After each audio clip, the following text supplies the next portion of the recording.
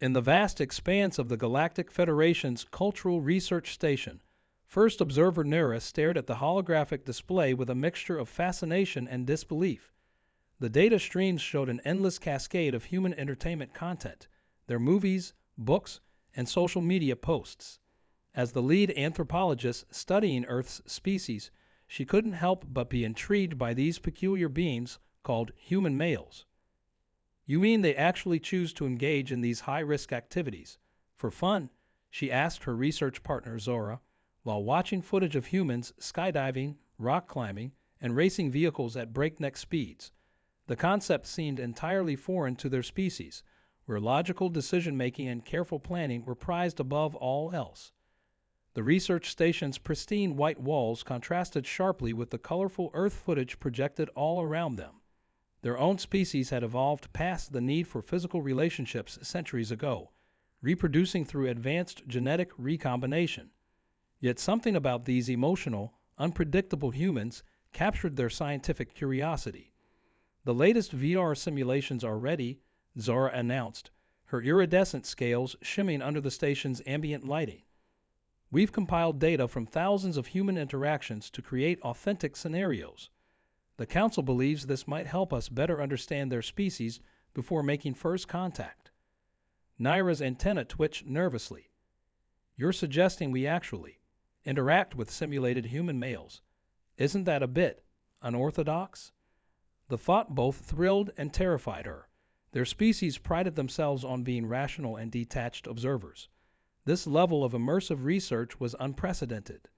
Think of it as advanced field research, Zora replied with a hint of excitement in her normally measured voice.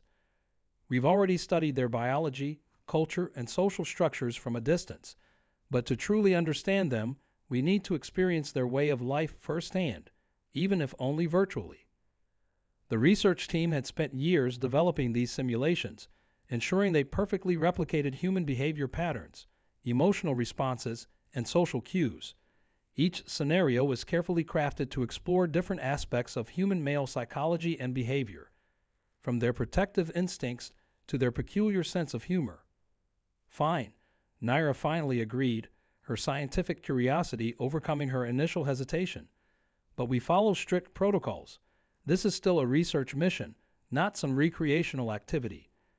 She tried to sound stern, but couldn't quite hide her own interest in the experiment. As they prepared the VR chambers, Naira couldn't help but wonder what insights they might gain. Would they finally understand why human males seemed to communicate so much through something called memes, or why they insisted on explaining things they knew nothing about with such confidence? The possibilities were endless. The chamber doors slid open with a soft hiss. Inside, the advanced neural interfaces gleamed under the blue safety lights. These weren't simple simulations. They would feel real, complete with emotional and sensory feedback. The research team had even included various human social settings, coffee shops, hiking trails, and something called a game night that seemed particularly popular among Earth's inhabitants.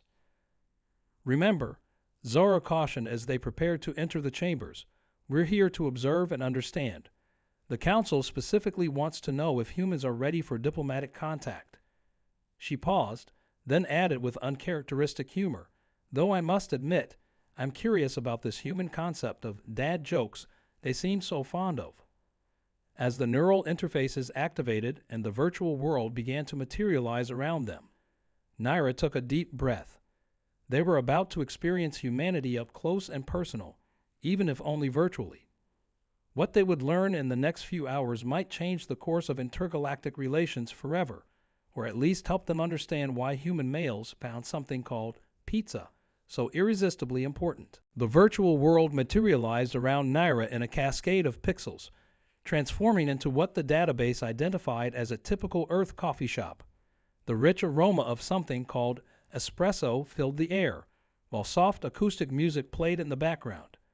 She found herself seated at a small table, her avatar perfectly mimicking human form, though it had taken their research team months to get the smile animations to look natural and not, as their test subjects described it, deeply unsettling.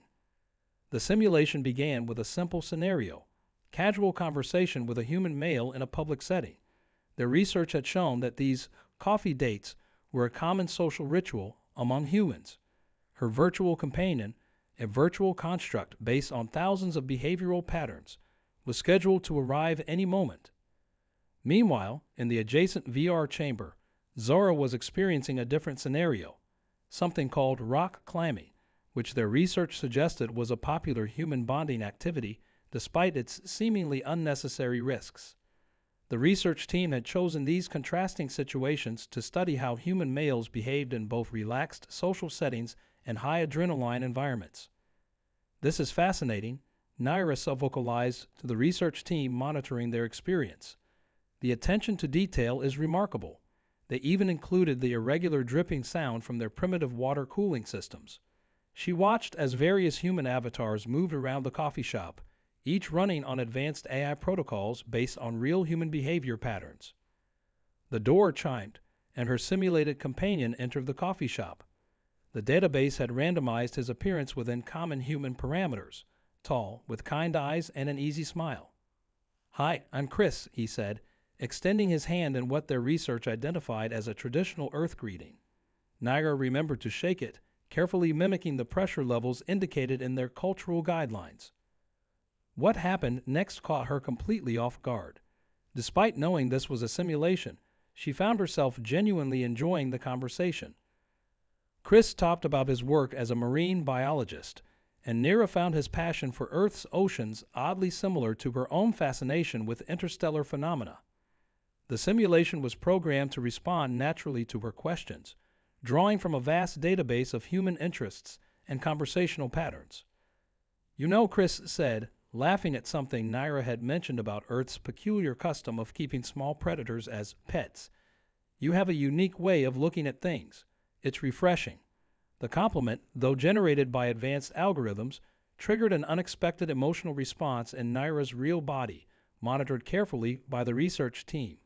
Through her neural link, she could sense Zora's elevated stress levels from the rock climbing simulation. Her colleague was discovering firsthand why human males seemed to enjoy activities that triggered their fight or flight responses. The data streams showed increasing levels of endorphins and other hormones that humans apparently found pleasurable during such activities. As their coffee date progressed, Naira found herself wondering if they had miscalculated in their previous assessments of human relationships. Their species had long viewed emotional attachments as primitive, yet there was something undeniably intriguing about the way humans connected with each other. The simulation was revealing layers of complexity they hadn't anticipated. "Would you like to go for a walk?" Virtual Chris suggested, gesturing toward the simulated park across the street. Naira hesitated, knowing they were already gathering more data than expected from this initial test. But scientific curiosity won out. After all, understanding human courtship rituals was crucial for their research. As they stepped out into the simulated sunlight, she couldn't help but wonder, were they still observing humans, or were they beginning to understand them? In the monitoring room, the research team exchanged concerned glances as they noticed something unprecedented in the data streams.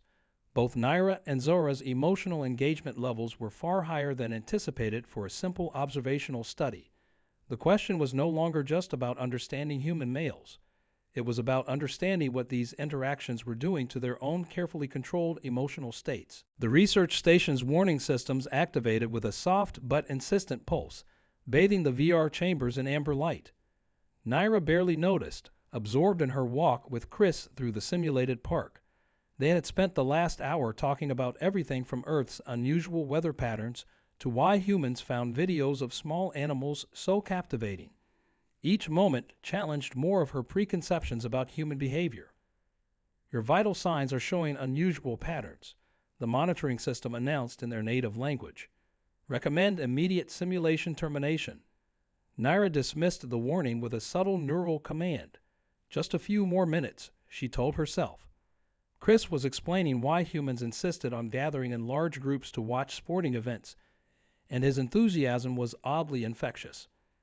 In the adjacent chamber, Zora's rock climbing simulation had evolved into an impromptu lesson about trust and partnership. Her virtual instructor had just guided her through a particularly challenging route, and the triumph she felt was decidedly unscientific. The monitoring team watched with growing concern as both researchers' emotional engagement levels continued to spike well beyond acceptable parameters. "We should end the test," Senior Observer Kell announced, their scales shifting to a worried purple hue. They're becoming too emotionally invested in the simulations. But before they could initiate the shutdown sequence, something unprecedented happened. The neural interfaces began adapting to Naira and Zora's emotional states, creating scenarios that departed from the original research protocols. In Naira's simulation, Chris suddenly turned to her with an intensity that felt eerily real. "You're different," he said, studying her face with a curiosity that mirrored her own. "It's like you see our world with new eyes." The simulation was drawing from their deepest observational data about human perception and interaction, creating responses that blurred the line between research and reality. Meanwhile, Zora found herself sharing stories about her own world with her climbing instructor, forgetting momentarily that he was a virtual construct. The simulation adapted to her responses, creating a depth of interaction that their research had suggested was uniquely human: the ability to form connections through shared experiences and vulnerability. "Critical system anomaly detected," the station's AI announced. The emotional feedback loop between the researchers and their simulations was causing unexpected mutations in the program. The virtual environments began incorporating elements from their own world, subtle at first, then more pronounced. The coffee shop's walls shimmered with their home world's iridescent architecture, while the climbing rocks took on the crystalline structure of their native mountains. Senior Observer Kell's fingers flew over the emergency controls. "The simulations are adapting to their subconscious desires," they reported, their voice tense. "They're creating hybrid environments that shouldn't be possible." The research team watched in amazement as the virtual world transformed into something entirely new, not quite Earth, not quite their home world, but a beautiful fusion of both. "We have to tell them the truth," a junior researcher whispered. Their species had always prided themselves on emotional control, on maintaining objective distance, but the data streaming from the VR chambers told a different story. Naira and Zora weren't just studying human emotional connections. They were experiencing them firsthand, and it was changing them in ways their science hadn't predicted. The station's systems began registering unprecedented neural patterns. The boundary between research and experience was dissolving, raising questions that went far beyond their original mission parameters. What had started as a simple study of human male behavior had evolved into something that challenged the very foundations of their society's beliefs about emotional connections. "Attention all personnel," the station's AI announced, its tone shifting to emergency protocols. "Unknown variable detected in simulation core. Preparing emergency extraction." But Naira and Zora remained deeply immersed, each moment bringing them closer to understanding not just humans, but themselves. As the warning lights pulsed more urgently, the question wasn't just whether they should continue the simulation, it was whether they could ever go back to seeing the universe the same way again. The research team watched in tense silence as the situation approached a critical point. They had wanted to understand human males, but instead, they were discovering something far more profound about the nature of connection itself. As the station's systems struggled to maintain control over the evolving simulations, one thing became clear: the next few moments would either validate everything they believed about emotional distance or change their understanding of relationships forever. Just as Senior Observer Kell initiated the emergency shutdown sequence, the station's AI made an announcement that froze everyone in their tracks. "Warning. Dimensional breach detected. Simulation boundaries compromising station's base reality." The holographic displays flickered with readings that should have been impossible. The virtual environments weren't just evolving, they were somehow affecting the physical world around them. The pristine walls of the research station began to shimmer with the same reality-bending effects they'd observed in the simulations. Colors shifted between Earth's natural spectrum and their own world's iridescent hues. Even more alarming, the station's quantum sensors detected trace elements of human brainwave patterns emerging from the VR chambers, patterns that shouldn't exist in their fabricated scenarios. "The simulations," one of the junior researchers gasped, their scales shifting to a pale blue of shock. "They're not just running on programmed responses anymore. They're drawing from actual human consciousness somehow. The implications were staggering. Their advanced neural interface had inadvertently tapped into something far more complex than their research had prepared them for, a quantum bridge between species across space and time. Inside her simulation, Naira noticed subtle changes in Chris's behavior. His responses became more nuanced, more unpredictable, less like a programmed construct and more like something else entirely. "You're not really from around here, are you?" he asked with a knowing smile that sent shivers through her real body. The question carried weight beyond the simulation's parameters, as if the boundary between observer and subject had somehow dissolved. Zora's experience took an equally unexpected turn. During a rest break on their climb, her instructor began describing places on Earth she knew their database had never included, secret climbing spots and hidden valleys that existed in no official record. The detail and emotion in his descriptions were too precise, too real to be generated by their algorithms. "We're detecting consciousness patterns that match archived Earth signals," the station's ag reported, its usual confident tone replaced with something close to wonder. "The simulations have somehow accessed actual human memories and experiences."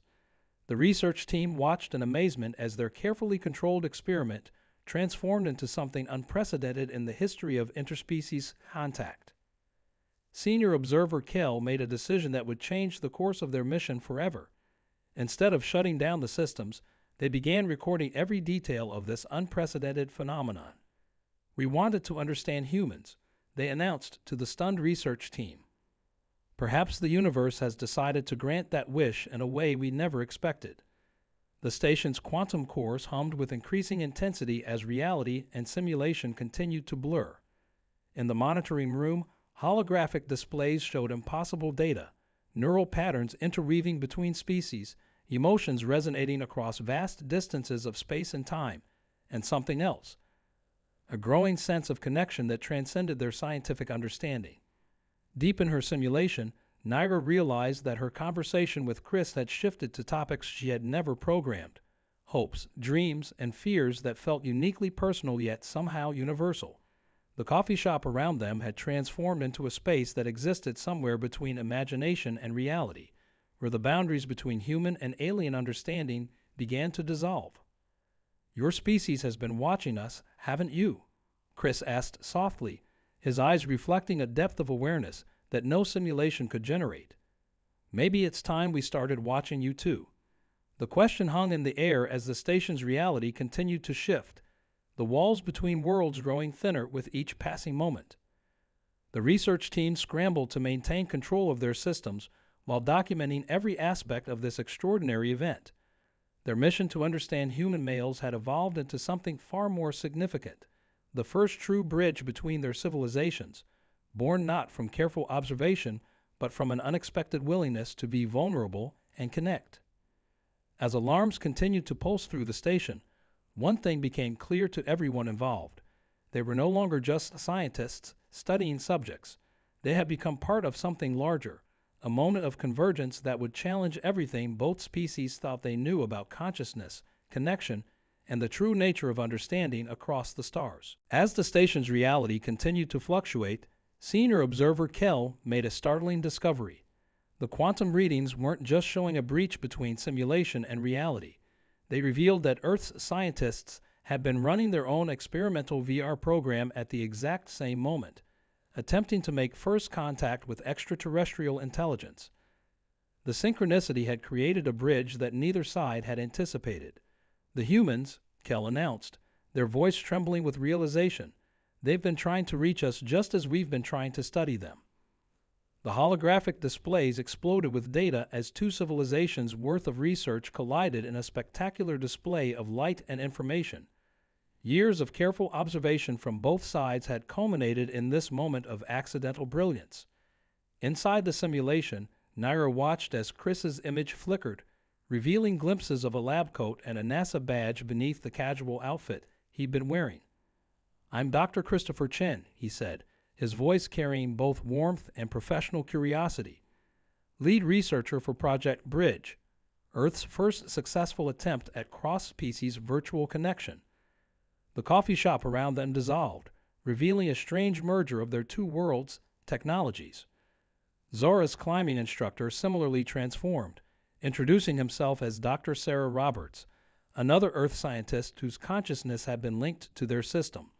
The rocky cliff face they'd been scaling became a visual representation of the neural pathways now connecting their civilizations, a literal bridge between worlds. "We knew someone was watching," Dr. Chen explained, as both Earth and alien research teams began sharing their data through the quantum bridge. "Instead of waiting to be discovered, we decided to reach back." The revelation sent shockwaves through the station. All this time, they thought they'd been the observers, never realizing they were part of a much larger experiment. The station's AI began integrating with Earth's systems, creating a stable platform for communication. Decades of research from both sides flowed freely, filling in gaps and understanding that neither team could have managed alone. Humans' capacity for emotional connection had proven to be not a weakness, as Naira's people had assumed, but the very key to bridging the gap between their species. As the quantum bridge stabilized, something unexpected happened. The virtual environments began generating new spaces, neither human nor alien, but perfect hybrids of both cultures. These spaces represented the first true collaboration between their species, a glimpse of what their combined potential could create.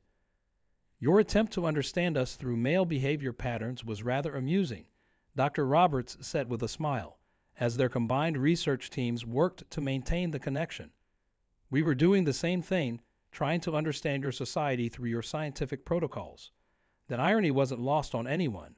Both civilizations had been tiptoeing around each other, when direct connection had been possible all along. Just as the teams began celebrating their breakthrough, the station's AI detected another signal attempting to join their quantum bridge. "Multiple consciousness signatures detected," it announced. "Other civilizations are responding to our connection." The displays lit up with new data streams, evidence that their accidental breakthrough had caught the attention of other watching eyes in the cosmos. Naira and Zora found themselves at the center of an unprecedented moment in galactic history.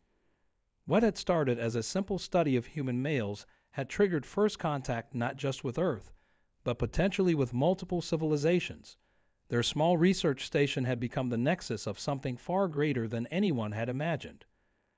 "I guess this means our coffee date turned into something a bit more interesting," Dr. Chen quipped, his image now stable in the merged reality they'd created. The human tendency toward humor in serious moments, something that had once puzzled Naira, now felt perfectly appropriate for the situation. As representatives from both Earth and the Galactic Federation began formal discussions through the quantum bridge, Naira couldn't help but appreciate the beautiful irony. They had spent years studying humans from a safe distance, never realizing that true understanding would only come when they were willing to be vulnerable enough to be studied in return. The walls between observer and observed had finally crumbled, revealing something far more valuable than their original research could have ever uncovered.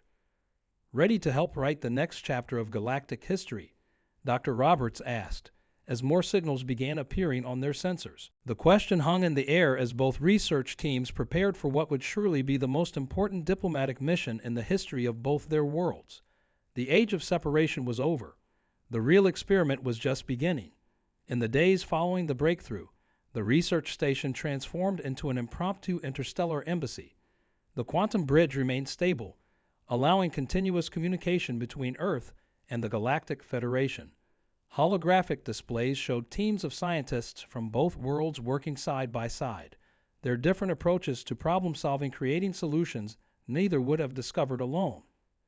Naira found herself frequently consulting with Dr. Chen, their conversations now focused on establishing protocols for larger-scale cultural exchange programs. "You know," he said during one of their sessions, "we spent so much time trying to understand each other's differences that we almost missed how similar we actually are." The observation struck her as profound. Both species had been driven by the same fundamental desire to connect and understand. Zora had taken charge of adapting their VR technology for diplomatic training. Working alongside Dr. Roberts, she developed programs that would help humans and aliens navigate each other's cultural norms. The virtual climbing wall where they'd first connected now served as a metaphor in their training simulations, a challenge to be overcome through trust and cooperation. The station's AI, now integrated with Earth's systems, had developed new capabilities that surprised everyone. It could translate not just language but cultural context in real time, helping prevent the kind of misunderstandings that both sides had feared would complicate their interactions. Perhaps, it observed one day, the true breakthrough wasn't in our technology, but in our willingness to be understood. Senior observer Kell, who had once been so concerned about maintaining emotional distance, now led initiatives to document the psychological benefits of cross-species collaboration.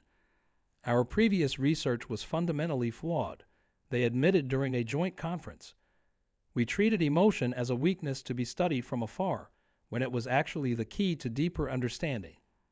As news of the contact spread, both civilizations experienced a surge of creativity and innovation. Human artists collaborated with alien designers to create new forms of expression that captured their shared experiences. Scientists from both worlds began working on joint projects that would have been impossible for either species alone. The accident that had brought them together had sparked a renaissance of cooperation and discovery. The rising number of signals from other civilizations proved to be exactly what both species had hoped: peaceful observers who, like them, had been waiting for the right moment to make contact. The quantum bridge became a hub for a growing network of interstellar communication, each new connection bringing fresh perspectives and possibilities. Late one evening, as the station's artificial day cycle dimmed to night, Naira stood with Dr. Chen in the newly created observation deck, watching the holographic display of various consciousness signatures flowing through the quantum bridge. We spent all that time trying to understand human males through simulations, she mused, when what we really needed to understand was ourselves. And we were so busy trying to prove we were ready for alien contact that we almost missed it happening right in front of us, he replied with a gentle laugh. Sometimes the best discoveries come when you stop trying so hard to control the outcome. The station's lights pulsed softly with the rhythm of data flowing between worlds. What had started as a simple virtual reality experiment had evolved into something far more significant, proof that the greatest distances between species weren't measured in light years, but in willingness to connect. As Naira prepared the day's report for the Galactic Federation Council, she paused to add a personal note. In our quest to understand human males through virtual reality, we discovered something far more valuable, that true understanding comes not from observation alone, but from the courage to be observed in return. Perhaps that was the real experiment all along. The quantum bridge hummed quietly in the background, carrying countless conversations between worlds that had once seemed impossibly far apart. And somewhere in that digital space between realities, a coffee shop and a climbing wall remained, preserved as monuments to the moment when two worlds finally stopped watching and started seeing each other.